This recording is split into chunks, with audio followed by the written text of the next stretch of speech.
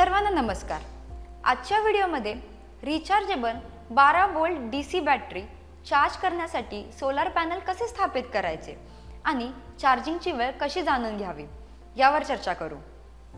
या व्हिडिओच्या शेवटी तुम्ही सक्षम असाल रिचार्ज करण्यायोग्य बॅटरीला चार्ज कंट्रोलरशी कनेक्ट करणे, सौर पॅनेलला चार्ज कंट्रोलरशी जोडणे, चार्ज करण्याची वेळ शोधा। हे प्रॅक्टिकल करण्यासाठी लागणारी साधने, उपकरणे आणि साहित्य एकत्र करूया। प्रोबसह डिजिटल मल्टीमीटर, प्रशिक्षणार्थी टूल किट, क्रीपिंग साधन, सोलर चार्ज कंट्रोलर प्रकार PWM, सिस्टम व्होल्टेज 12 ते 24 वोल्ट, कमाल आउटपुट वर्तमान 50 AMPS, बॅटरी 12 वोल्ट 10 Ah, काडतूस फ्यूज 1 अँपियर, 6 स्क्वेअर मिलीमीटर लाल आणि काळा प्रत्येक 1 मीटर, 1.5 स्क्वेअर मिलीमीटर लाल आणि काळा प्रत्येक 1 metre connecting wire, DC circuit breaker, single pole 12 ते 250 वोल्ट DC, 6 AMPS,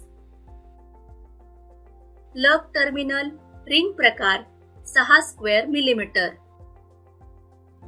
रिचार्ज करण्यायोग्य बॅटरी चार्ज कंट्रोलरशी कनेक्ट करणे, सुरक्षितता खबरदारी। बॅटरी आणि सौर पॅनेल सारख्या DC सर्किटसह काम करताना योग्य ध्रुवता राखणे फार महत्वाचे आहे।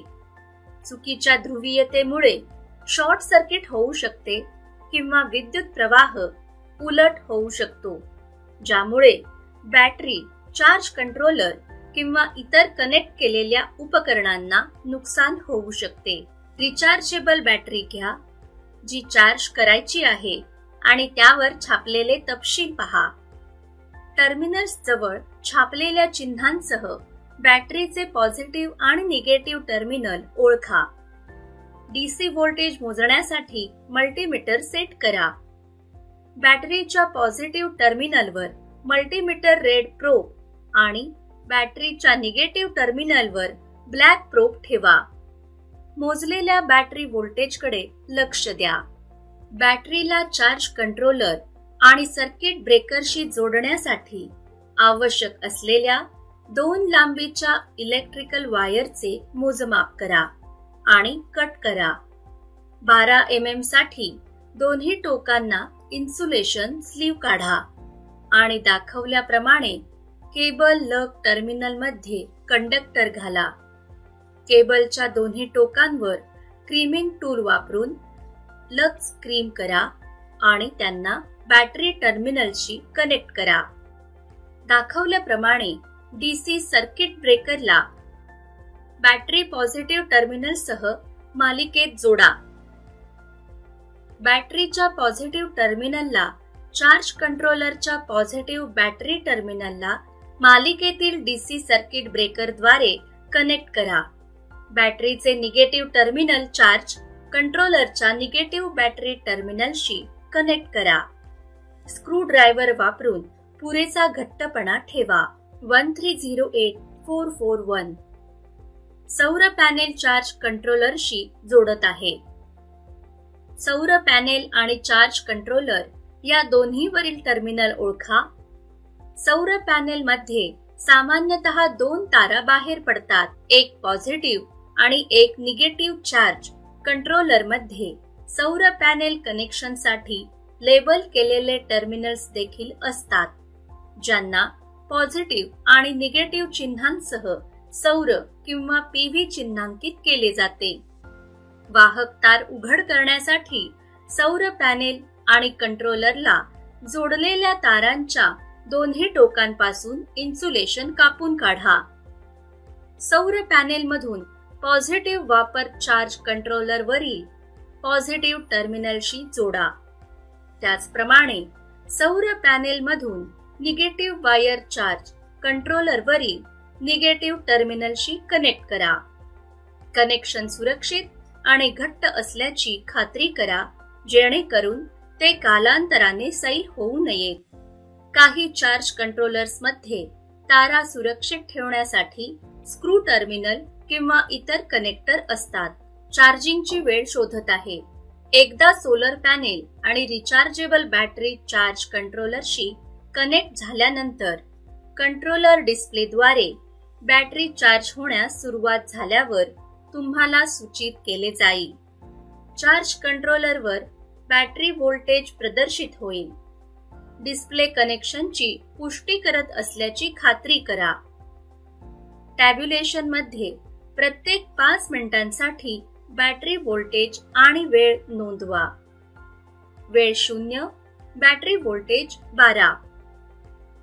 वेळ 5 मिनिटे, बॅटरी व्होल्टेज 12.3. वेळ 10 मिनिटे, बॅटरी व्होल्टेज 12.2. वेळ 15 मिनिटे, बॅटरी व्होल्टेज 12.1. बॅटरी चार्जिंगची वेळ कशी मोजावी याबद्दल चर्चा करूया. चार्जिंग करंट मिळविण्यासाठी सौर पॅनेलचे जास्तीत जास्त पॉवर आउटपुट बॅटरी व्होल्टेजद्वारे विभाजित करा. उदाहरणार्थ, तुमच्याकडे 12 व्होल्ट 100 वॅट सौर पॅनेल आणि 12 व्होल्टची बॅटरी असल्यास चार्जिंग करंट अंदाजे 100 वॅट भागिले 12 व्होल्ट 8.33 अँपिअर असेल. 2. चार्जिंग वेळेचा अंदाज घेण्यासाठी बॅटरीची क्षमता चार्जिंग करंटने विभाजित करा. उदाहरणार्थ, जर तुमच्याकडे 100 अँपिअर तासाची बॅटरी असेल आणि चार्जिंग करंट 8.33 अँपिअर असेल तर चार्जिंगची वेळ अंदाजे 100 अँपिअर तासाला 8.33 अँपिअरने 12 तासांनी भागली जाते. 3. हे 12 तास अंदाजे मूल्य आहे. ते सौर पॅनेलवर पडणारा सूर्यप्रकाश आणि बॅटरीच्या कार्यक्षमतेवर बदलू शकतो किंवा अवलंबून असू शकतो. सोलर पॅनेलशी जोडलेल्या बॅटरीच्या चार्जिंग वेळेची गणना करताना बॅटरीची क्षमता, सौर पॅनेलचे उत्पादन, सूर्यप्रकाशाची स्थिती, कार्यक्षमता यासह अनेक घटकांचा समावेश होतो. नुकसान आणि चार्जिंग वैशिष्ट्ये. या व्हिडिओमध्ये आपण रिचार्जेबल बॅटरी चार्ज कंट्रोलरशी जोडणे, चार्ज कंट्रोलरशी सोलार पॅनल जोडणे, चार्ज करण्याची वेळ शोधणे यावर चर्चा केली आहे. यावर अभ्यास समाप्त होतो. पाहिल्याबद्दल धन्यवाद.